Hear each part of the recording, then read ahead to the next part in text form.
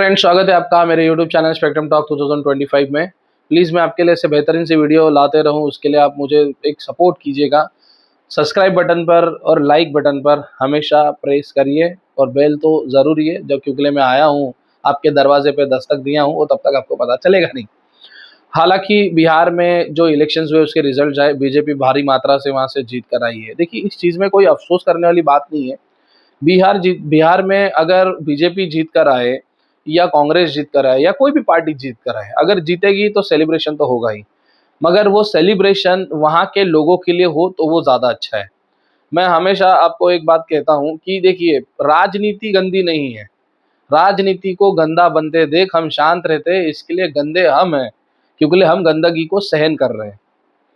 देखिए, बिहार की हालत फिलहाल ऐसी है ना कि वहाँ पे ना एजुकेशन है, ना रोजगार है। वहाँ से लोग आते, आप अगर ट्रेन की वगैरह हालत देखोगे, ये लोग बाथरूम के बगल में, बाथरूम के अंदर, ट्रेन के ऊपर, कभी रास्ते से गिर जा रहे, कहीं पे 8-8 हज़ार 7-7 हज़ार पगार पर ये लोग काम कर रहे हैं।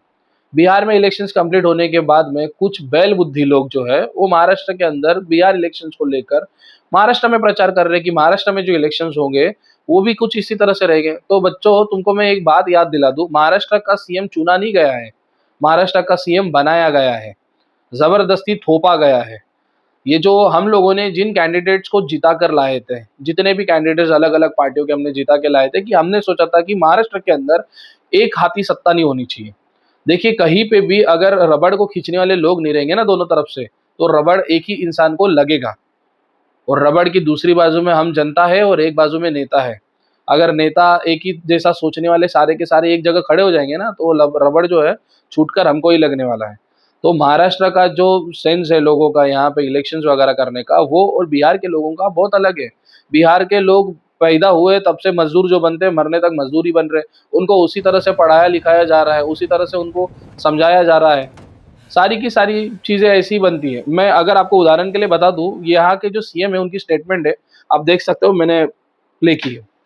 हम लोगों ने कहा कि अगर पढ़ लेगी लड़की और वो जब शादी होगा लड़का लड़की में, तो जो पुरुष है वो तो रोज रात में जो सतिया होता है उसके साथ करता है ना, तो उसी में और पैदा हो जाता है। और लड़की पढ़ लेती है तो हमको मालूम था कि वो करेगा, ठीक है, लेकिन अंतिम में भीतर मत घुसाओ, उसको बाहर कर दो। करता तो है, तो उसी में अब समझ लीजिए संख्या घट रही है।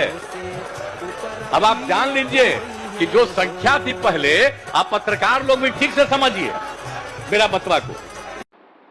तो ये है हमारे बिहार के सीएम। अब लड़कियां पढ़ सकती है, नहीं पढ़ सकती है, लड़के पढ़ सकते हैं, नहीं पढ़ सकते हैं, जरूरी है, नहीं जरूरी है, इसके ऊपर कोई बात नहीं है। इनका ज्ञान कहाँ है, वही। अब इनके जो पिंटू साहब है जो जीत के आए हैं, उनकी भी वही हालत। अब मैथिली ठाकुर जो है लड़की, ये जीत के आ रही है। देखिए, 25 के एज में कोई एमएलए जीत के आ रहा है, बहुत अच्छी बात है, मगर मैं चाहता हूँ वो लड़की या वो लड़का जो भी है, जो कम एज में जीत के आ रहा है, तो तुम्हारे लिए इससे अच्छी बात कोई नहीं है। तुम खुद तो एटलीस्ट, तुम खुद एक यूथ हो, तुम डेवलपमेंट के बारे में थोड़ा सोचो। वो बोल रही कि भाई मैं अलीनगर को सीतानगर करूंगी। भाई जरूरत क्या है? अगर अलीनगर इतना खराब होता तो तुम कभी जीत के आ ही नहीं सकती थी। इंडिया के अंदर 80% हिंदू लोग हैं, 20 से 19% जो है वो मुस्लिम लोग हैं। अब 20 बिलियन, 20 या 15 बिलियन के करीब लोग हैं, मैं पता नहीं, मेरा आंकड़ा शायद गलत हो सकता है, मगर ज्यादा ही है। और कुछ 20-25 करोड़ के आसपास मुस्लिम्स है, और वो मुस्लिम्स हम हिंदुओं को भारी पड़ रहे हैं। ये कहाँ का लॉजिक है? मतलब मुस्लिम्स जो है वो कॉमन मैन नहीं है भाई। वो छत्रपति शिवाजी महाराज हो गए, फिर हमारे बाबा साहब अम्बेडकर हो गए, जितने भी बड़े सम्राट अशोक हो गए, जितने भी बड़े बड़े महान योद्धा है, वो सारे मुस्लिम्स ही है। लॉजिक तो वही कहता है। अगर देखिए, हिंदू इतने ज्यादा होने के बाद अगर मुस्लिम से हम डर रहे, मुस्लिम्स की वजह से अगर हमारा हिंदू धर्म खतरे में है, तो वो लोग आम इंसान है ही नहीं, वो बड़े योद्धा है, सारे के सारे योद्धा है। इसी के लिए तो हमको इतना डर है। अरे भैया, उनको भी नॉर्मल जिंदगी जीनी है, आपको भी नॉर्मल जिंदगी जीनी है। कौन सा धर्म खतरे में? तुम्हारे घर में लगे हुए मंदिर को तुम सालों साल देख नहीं रहे हो।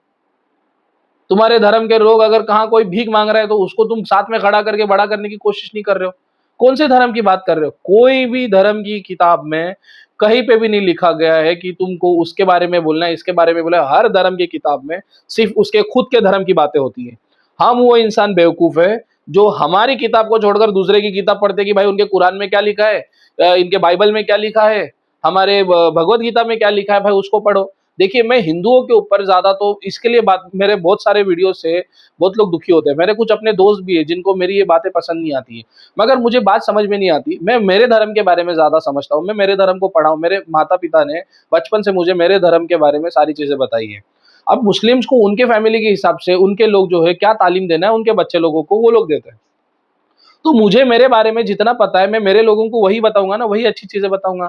अब बिहार के इलेक्शंस को ये लोग कंपेयर कर रहे हैं महाराष्ट्र इलेक्शन के साथ। अरे भैया महाराष्ट्र के अंदर सबके सब लोग जो है पढ़े लिखे हैं, सारे लोगों को सब कुछ पता है कि किसको जितवाना है और किसको हरवाना है करके, उनको अच्छे से पता है कि किसका गेम कहाँ फिट होता है। तो उसकी चिंता आप मत करो, ये कुछ है उत्तर भारतीय लोग हैं, हमारे यहाँ के भी लोग हैं जो ये माहौल को क्रिएट कर रहे हैं। जरूरत क्या है? देखिए बिहार में जितने भी इलेक्शंस के कैंपेन्स हुए हैं उसके अंदर मुझे एक भी नेता की जो भी ये स्पीच बताई है जिसमें उन लोगों ने फ्यूचर के डेवलपमेंट के बारे में बता किया है कि आपको फ्री एजुकेशन मिलेगा, आपको फ्री मेडिकल मिलेगा, आपको रास्ते अच्छे मिलेंगे, आपको रोजगार के लिए ये करना पड़ेगा, आपको बिहार छोड़ के बाहर रोजगार के लिए जाने की जरूरत नहीं पड़ेगी। इन सब के ऊपर अगर किसी भी एक नेता का अगर स्पीच है तो उसको आप मुझे टैग करो। इनको पता ही नहीं है किस चीज के बारे में कहां बात करनी है, किधर बोलनी है। बस इलेक्शंस आते हैं, वो खराब है, ये खराब है, दूसरों को बुरा कह के खुद को अच्छा साबित नहीं किया जाता है। तुम्हारे अच्छे का प्रमाण पत्र दूसरे को बुरा करके नहीं आता है, ये बात को समझिए। और रही बात महाराष्ट्र की, महाराष्ट्र के अंदर उत्तर प्रदेश के लोग हैं, बंगाल के लोग हैं, पंजाब के लोग हैं, बिहार के लोग हैं, नेपाल के लोग हैं, मिजोरम के लोग हैं, सारे पूरे स्टेट के लोग आके महाराष्ट्र में रहते हैं। और हम महाराष्ट्रियंस को कोई प्रॉब्लम नहीं है किसी साथ, किसी के साथ भी नहीं। राज ठाकरे जी का भी जो कहना है बहुत सालों से यही है।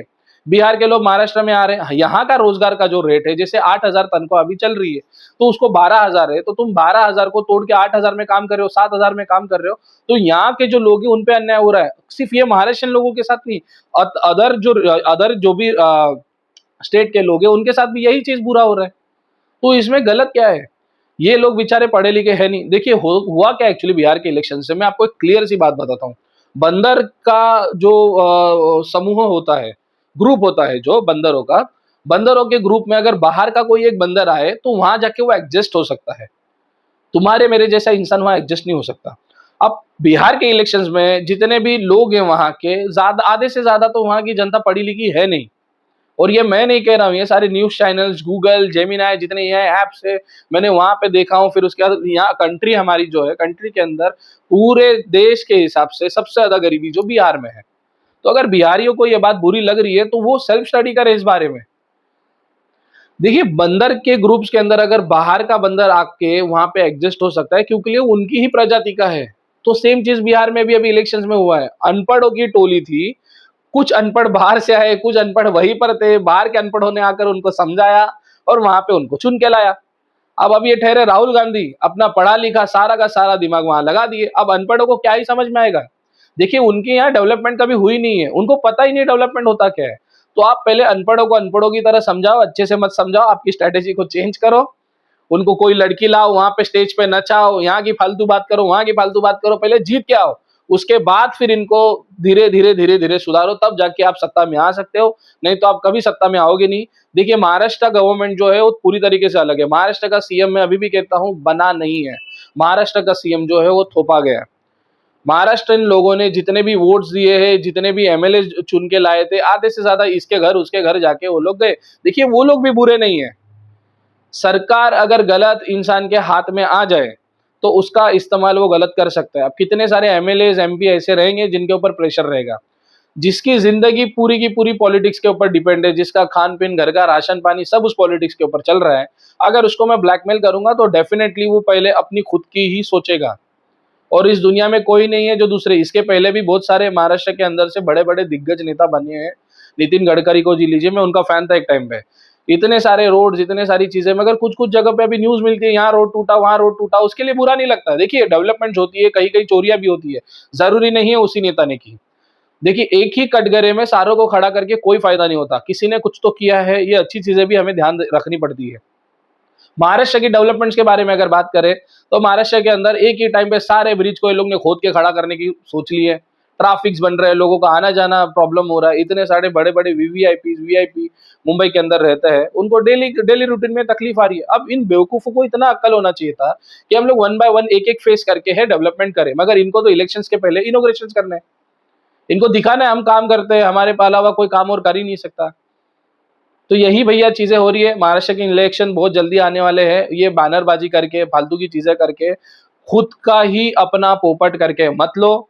महाराष्ट्र की जनता पढ़ी लिखी है।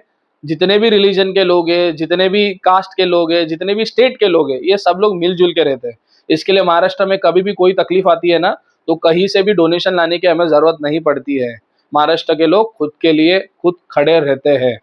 बिहार वालों, आप आपका भविष्य आपने चुन लिया है। अब 5 साल जो है वही मजदूरी करिएगा, महाराष्ट्र में आइएगा और अदर स्टेट में जाइए। आइए, हम हमारे पास से वेलकम ही कर रहे हैं आपको।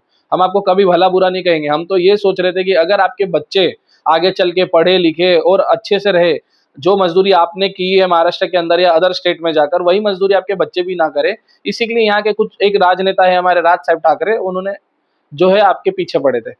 मगर नहीं, आपको वो चीजें हजम नहीं हो रही है, आपको मजदूरी करनी है। एक्चुअली ये सब पढ़े लिखे लोग हैं, और एक पढ़े लिखे लोग अनपढ़ को नहीं समझा सकते। अनपढ़ को ही सिर्फ अनपढ़ ही समझा सकता है, जो उसने समझा दिया है। जय हिंद, जय भारत। आशा करता हूँ महाराष्ट्र के अंदर जो इलेक्शंस होने वाले हैं उसके अंदर हम सोच समझकर कोई भी कैंडिडेट्स को खड़ा करेंगे, बनाएंगे। हर साल जो होती है गलतियां, इस साल नहीं होगी। कॉमन लड़का, जो वो लड़के को खड़ा करिए जो लड़का बेचारा दिन रात आपके लिए हेल्प कर रहा है, दिन रात आपके लिए खड़ा रह रहा है, सोशल वर्क कर रहा है। 100 बार 100 चीजें उसके बारे में सोचिएगा, 100 बार 100 बातें उसके बारे में देखिएगा। उसका आने वाला फ्यूचर प्लान क्या है, वो क्या करना चाहता है, क्या नहीं करना चाहता है। जो भी कैंडिडेट आपके दरवाजे के सामने आ रहा है, उसको 10 बार पूछिए, भाई तेरा डेवलपमेंट का मेन्यू कार्ड कहाँ है करके। उससे मेन्यू कार्ड मांगिए, कौन से साल में तू क्या डेवलपमेंट करेगा, हमारी क्या तकलीफ है। उसको वो बोलते हैं ना कि उसको मुंह पे वो सारी बातें होनी चाहिए कि तुम्हारे यहाँ पे जो भी तकलीफ है उसको बायट होनी चाहिए। वो आते ही बोल देना चाहिए कि भाई ये जगह पे ये प्रॉब्लम्स है करके। वही बंदा तुम्हारे प्रॉब्लम्स को सॉल्व कर सकता है और कोई नहीं।